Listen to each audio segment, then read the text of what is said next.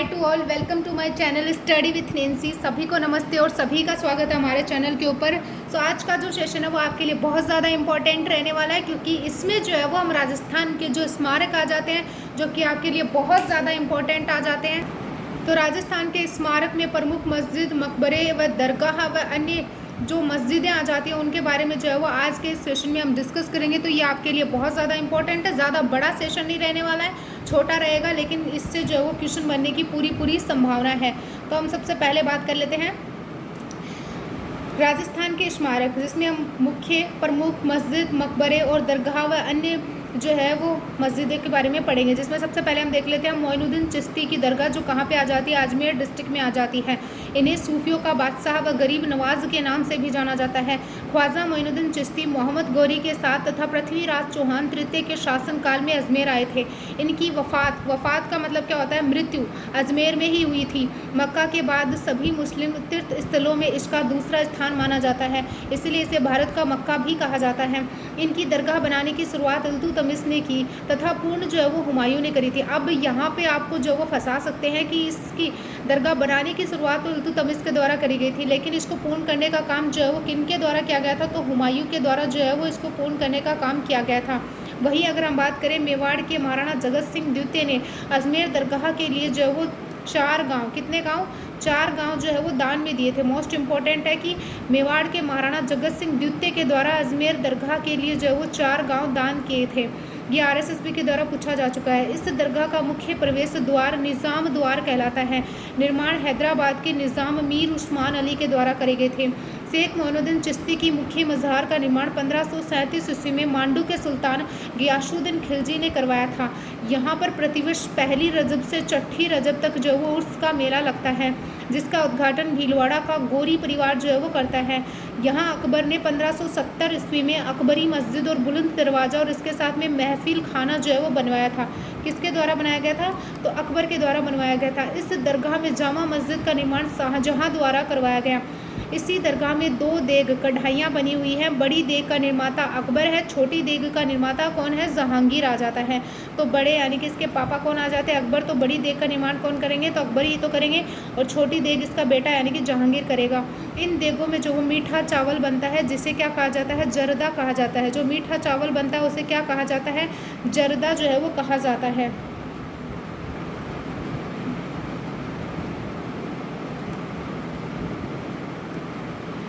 Okay, दरगाह के पूर्वी दरवाजे पर शाहजहां की बेटी जहां आरा बेगम के द्वारा बनवाया हुआ बेगमी दालान है। 809वें उर्स पर सूफी संत ख्वाजा मोइनुद्दीन चिश्ती की अजमेर शरीफ दरगाह पर प्रधानमंत्री की ओर से जो एक चादर भेंट की गई थी। ओके, तो ये जो है वो ध्यान में रख लेना, मोस्ट इम्पोर्टेंट है ये सारे फैक्ट।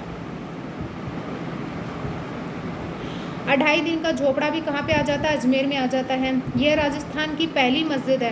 2.5 दिन का झोपड़ा राजस्थान की पहली मस्जिद है, जिसका निर्माण कुतुबुद्दीन ऐबक ने 1192 से 1194 ईस्वी में चौहान शासक विग्रह राज चतुर्थ के द्वारा बनाई गई संस्कृत पाठशाला, यानी कि पहले यहाँ पर जो वो संस्कृत पाठशाला बनाई गई थी, उसको कुतुबुद्दीन ऐबक के द्वारा तुड़वा कर जो है वो 1192 से 94 ईस्वी में राजस्थान की पहली मस्जिद 2.5 दिन का झोपड़ा बनवाया गया।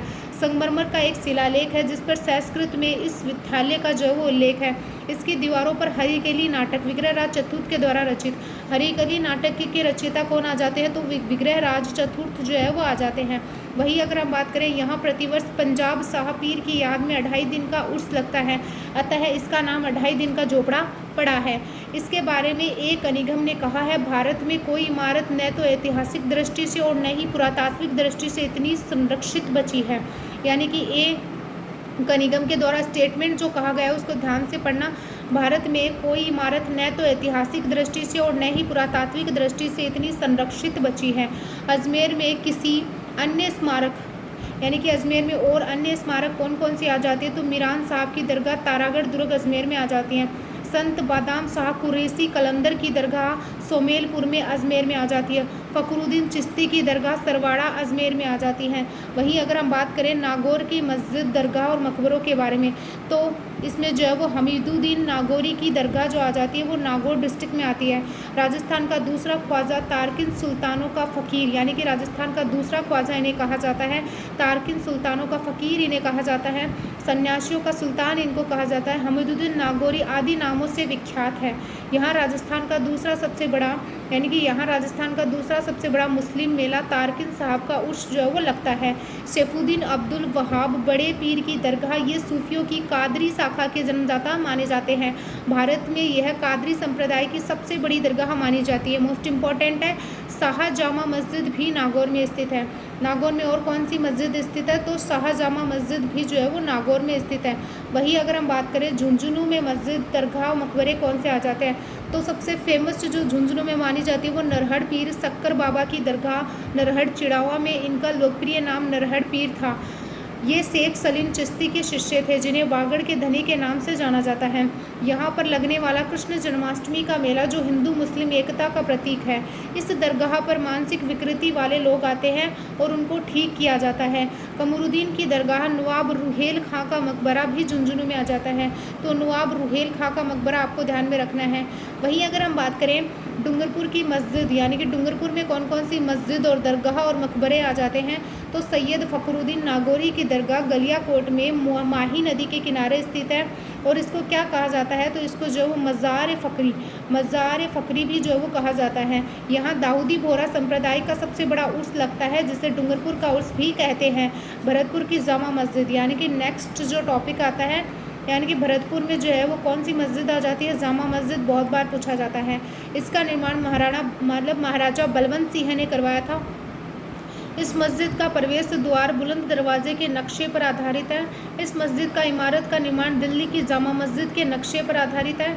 और जामा मस्जिद एक तो जयपुर में आ जाती है, अजमेर में आती है, बारा में आती है और टोंक में स्थित है। जामा मस्जिद और कहाँ कहाँ पर आ जाती है, तो जयपुर, अजमेर, बारा और टोंक में भी जो है वो जामा मस्जिद आ जाती है। वहीं अगर हम बात करते हैं मजनू की मज़ार जो है वो अनूपगढ़ गंगानगर डिस्ट्रिक्ट में आ जाती है। यहाँ मजनू की समाधि बनी हुई है। ऐसा कहा जाता है कि लैला को ढूंढता हुआ मजनू इस गांव में आया था। मतलब लैला को ढूंढते हुए जो है वो यहाँ मजनू इस गांव में आया करता था। जयपुर में मस्जिद या दरगाह या मकबरे कौन से जयपुर में मस्जिद और दरगाह और मकबरे कौन से आ जाते हैं, तो अली शाह पीर की दरगाह दूदू में आ जाती है। ईदगाह मस्जिद नलियासर मस्जिद सांभर में आ जाती है। अकबर की मस्जिद आमेर में आ जाती है। वहीं अगर हम देखें तो बारा में मस्जिद व दरगाह व मकबरे कौन से आ जाते हैं, तो जामा मस्जिद शाहबाद बारा औरंगज़ेब के द्वारा निर्मित है, राजस्थान की सबसे बड़ी मस्जिद आ जाती है। जोधपुर में मस्जिद और दरगाह और मकबरे कौन से आ जाते हैं, तो एक मीनार मस्जिद, गमता गाजी की मीनार, गुलाब खां का मकबरा, गुलाब कलंदर का मकबरा, सूरी मस्जिद, भूरे खां की मज़ार, गुल्लर कालूदान की मीनार और तना पीर की दरगाह जो है वो मंडोर में आ जाती है। ठीक है, अब हम पढ़ लेते हैं कोटा में जो मस्जिद, दरगाह और मकबरे आते हैं वो नहर खां की मीनार, मुफ्ती की मज़ार। देश की एकमात्र मुफ्ती की मज़ार कहाँ पे आ जाती है, तो मुफ्ती की मज़ार जो है वो कोटा में आ जाती है। वहीं हम जो है वो आगे देखते हैं अन्य मस्जिद व दरगाह और मकबरे। तो मीठे साहब की दरगाह गागरोन दुर्ग झालावाड़ में आ जाती है। बीबी जरीन का मकबरा धौलपुर में आ जाता है। उषा मंदिर बयाना भरतपुर में आ जाता है। चलफिट शाह की दरगाह चित्तौड़गढ़ में स्थित है। मज़ार फ़करी डूंगरपुर ज़िले में स्थित है। मुसलमान संत अब्दुल पीर का मकबरा दरगाह भगवानपुर बांसवाड़ा में स्थित है। और पीले अगर हम देखें तो पीर दुल्हे शाह की दरगाह केरला, मोस्ट इंपॉर्टेंट है, केरला पाली में स्थित है। काकाजी पीर की दरगाह जो वो कांठल का ताजमहल प्रतापगढ़ में स्थित है। अलाउद्दीन खिलजी की मस्जिद मलिक शाह पीर की दरगाह जो है वो जालौर में स्थित है। कहाँ पे स्थित है, तो जालौर में स्थित है। फिर हम बात करते हैं सफदरगंज मीनार, अलाउद्दीन अलम शाह का मकबरा जो वो तिजारा अलवर में स्थित है। जामा मस्जिद मालपुरा में स्थित है। रजिया सुल्तान का मकबरा टोंक में स्थित है। शेख अब्दुल अजीज़ मक्की की दरगाह जो वो बूंदी में स्थित है। सैयद बादशाह की दरगाह जो है वो कहाँ पे स्थित है, शिवगंज सिरोही में स्थित है। हजरत दीवान शाह की दरगाह कपासन चित्तौड़गढ़ में स्थित है। कबीर शाह की दरगाह कैसे करौली में आ जाती है। कबीर शाह की दरगाह कहाँ पे आ जाती है, तो कैसे कबीर शाह की दरगाह जो है वो कैसे करौली में आ जाती है। वहीं अगर हम बात करें पीर हाजी निज़ामुद्दीन की दरगाह फतेहपुर सिक्कर में स्थित है। गेबी पीर की दरगाह जहाजपुर भीलवाड़ा में स्थित है। नवाब दौलत खां का मकबरा फतेहपुर सिक्कर में स्थित है। नवाब दौलत खां का मकबरा कहाँ पे स्थित है? तो फतेहपुर सिक्कर में स्थित है। अब हम बात कर लेते हैं राजस्थान के प्रमुख सिख गुरुद्वारे, जहाँ से भी जो है वो बार बार क्वेश्चन किया जाता है, तो हम इनको भी एक बार देख लेते हैं। ये हमारे लिए बहुत ज़्यादा इम्पोर्टेंट आ जाते हैं। तो सिख गुरुद्वारे,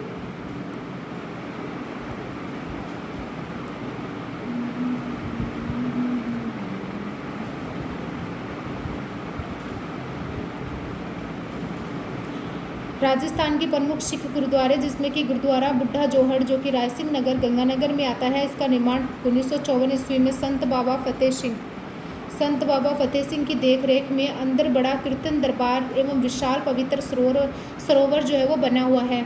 यहाँ हर माह की अमावस्या को जो है वो मेला लगता है। साहुआ गुरुद्वारा जो वो चूरू में आ जाता है। इस गुरुद्वारे के साथ गुरु नानक, गुरु गोविंद सिंह के आने एवं रहने की स्मृति जुड़ी हुई है। कार्तिक मास की पूर्णिमा पर यहाँ विशाल मेला लगता है। शेर शिकार गुरुद्वारा मचकुंड धौलपुर में आ जाता है। मचकुंड में स्नान करते से मचकुंड में जो वो स्नान करने से जो चर्म रोग जो होता है वो दूर हो जाता है। सिखों के छठे गुरु हरगोविंद सिंह हैं, 1662 ईस्वी में यहाँ पर ठहरे थे। सिखों के छठे गुरु हरगोविंद सिंह जो है वो 1662 ईस्वी में यहाँ पर ठहरे थे। उन्होंने यहाँ तलवार की एक वार से शेर का शिकार कर दिया था। तो जो हरगोविंद सिंह जो थे, उन्होंने अपने एक वार से जो है वो तलवार की एक वार से शेर का शिकार किया था। उनकी स्मृति में यहाँ शेर शिकार गुरुद्वारा बना हुआ है। और उनकी स्मृति में यहाँ पे क्या बना हुआ है? शेर शिकार गुरुद्वारा बना हुआ है। अब हम बात करते हैं तख्त हज़ारा शार्दुल शहर चूरू में आ जाता है।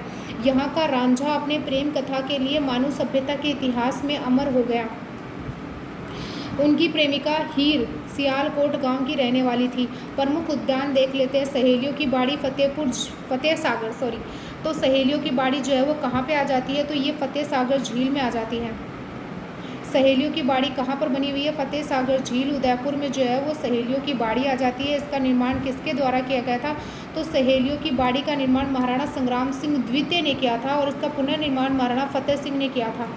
हर तरह हरे भरे पेड़ पौधों का झुरमुट, पुष्प लताएं, फूलों की क्यारियाँ और फव्वारे ही फव्वारे सहेलियों की बाड़ी की पहचान है। शिमला बाग व कंपनी बाग अलवर में आ जाते हैं। निर्माण सैयोदान सिंह ने जो है वो शिमला बाग और कंपनी बाग का निर्माण करवाया था। कंपनी बाग के नाम से भी जाना जाता है इसे, क्योंकि यहाँ जनरल लेक ने अपना जो है वो पड़ाव डाला था। कंपनी बाग के नाम से क्यों जाना जाता है? तो यहाँ पे जो है वो जनरल लेक ने अपना पड़ाव डाला था। कमल का फूल बाग जो है वो धौलपुर में आ जाता है। मचकुंड तीर्थ स्थल के नज़दीक ही कमल के फूल का बाग है। चट्टान काटकर इसे फूल के आकार में बनाया गया है। बाबर की आत्मकथा तुजू के बाबरी बाबरनामा में इस कमल के फूल का वर्णन किया गया है। मोस्ट इंपॉर्टेंट है, मुगल शासकों ने इसे जो वो मुगल गार्डन के रूप में विकसित किया है। किस गार्डन के रूप में विकसित किया है? तो मुगल गार्डन के रूप में विकसित किया। वहीं अगर हम बात करें दौलत बाग, ये कौन सा डिस्ट्रिक्ट में? अजमेर में है। आना सागर झील के किनारे मुगल सम्राट जहांगीर ने शाही बाग का निर्माण करवाया था, जिसका नाम दौलत बाग रखा गया। वर्तमान में इसका नाम क्या आ जाता है? तो वर्तमान में इसका नाम जो सुभाष उद्यान आ जाता है। रामनिवास उद्यान जो है वो जयपुर डिस्ट्रिक्ट में आ जाता है। स्वाई जयसिंह के द्वारा इसका निर्माण करवाया था। इसका निर्माण अकाल राहत कार्यों के दौरान करवाया गया था। रामनिवास उद्यान जयपुर में जो आता है उसका निर्माण अकाल राहत कार्यों के लिए स्वाई जयसिंह के द्वारा करवाया गया था। इस उद्यान में जयपुर का चिड़ियाघर, रविंद्र मंच, प्रदर्शनी स्थल, संग्रहालय तथा खेल के मैदान स्थित है। जय निवास उद्यान, सिसोदिया रानी का बाग आदि भी जो है वो जयपुर में ही आ जाते हैं। अब हम बात कर लेते हैं हरविलास, यानी कि हरसुख विलास, नोटा हरविलास। तो हरसुख विलास उद्यान कहाँ पे आ जाता है? तो वो करौली में आ जाता है। निर्माण करौली महाराजा छत्रसाल ने करवाया था। यहाँ करौली में सफ़ेद चंदन के वृक्षों का जो है वो महकने वाला उद्यान कहा जाता है, यानी कि इसको क्या कहा जाता है कि सफ़ेद चंदन के वृक्षों का महकने वाला उद्यान इसको कहा जाता है। रायका बाग, ये जोधपुर में आ जाता है। महाराजा जसवंत सिंह की हाड़ा रानी जसवंत दे ने जो है वो इसका निर्माण करवाया था। रायका बाग का निर्माण किसने करवाया था? तो महाराजा जसवंत सिंह की रानी हाड़ा रानी जसवंत दे जो आती है उनके द्वारा करवाया गया था। चार बाग धौलपुर में, इंदिरा पार्क भरतपुर में, गुलाब बाग उदयपुर, इसका दूसरा नाम सज्जन निवास बाग भी कहा जाता है। महाराजा बाग धौलपुर में, शाही बाग राजसमंद में, नेहरू पार्क उदयपुर में, निमड़ा माता का बाग जो वो बाड़मेर में मोस्ट इंपॉर्टेंट है, कंपनी बाग भरतपुर में। कुछ प्रमुख गुफाएं देख लेते हैं। गोपी चंद की गुफा, हरिश्चंद्र की गुफा, हाटेकेश्वर की गुफा जो है वो आबू सिरोही में स्थित है। जलंधर नाथ की गुफा निवाई टोंक में स्थित है। दादू दयाल की गुफा नैराणा नारायणा जयपुर में स्थित है। तो ये मैंने जितनी भी सारी इंपॉर्टेंट फैक्ट आपके बन सकते थे वो मैंने आपको कंप्लीट करवा दिया। अब आपका काम आता है कि आप इनके नोट्स बनाओ और उन नोट्स को बार बार जो है वो रिवाइज़ करो, ठीक है। तो फिर आपका ये जो चीज़ें हैं वो सारी एकदम अच्छे तरीके से याद हो जाएंगी। अगर वीडियो अच्छा लगा हो तो लाइक शेयर और सब्सक्राइब ज़रूर करें एंड टेलीग्राम चैनल ज़रूर ज्वाइन करें। Thank you and bye.